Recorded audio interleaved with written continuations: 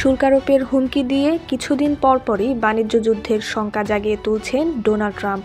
এরই ধারাবাহিকতায় নতুন করে আবারও হুমকি দিলেন মার্কিন প্রেসিডেন্ট।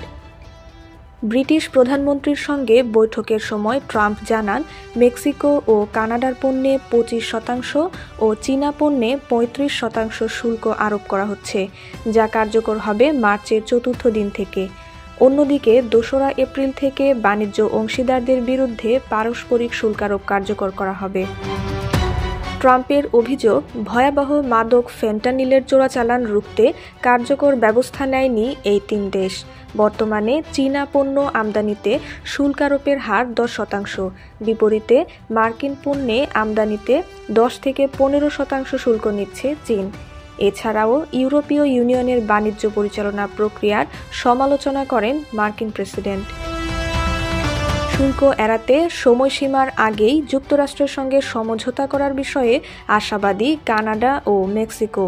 যদিও কানাডার প্রধানমন্ত্রী জানিয়েছেন, শুল্ক আরোপ কার্যকর হলে তার কড়া জবাব দিবে তার দেশ।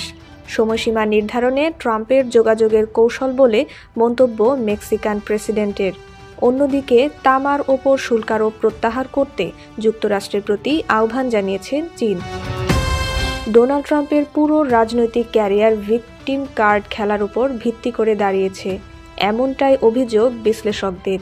এর মাধ্যমে বিশ্বজুড়ে শুল্ক যুদ্ধ শুরু করা হলে তার বোঝা মার্কিনদের টানতে হবে বলে সতর্কবার্তা দিয়েছেন তারা। যুক্তরাষ্ট্রের মোট বাণিজ্যের 40% বেশি হয় দেশটির 3 বাণিজ্য অংশীদার মেক্সিকো, কানাডা ও চীনের সঙ্গে, অঙ্কের হিসেবে যা ছাড়িয়ে গেছে $2 লাখ কোটি।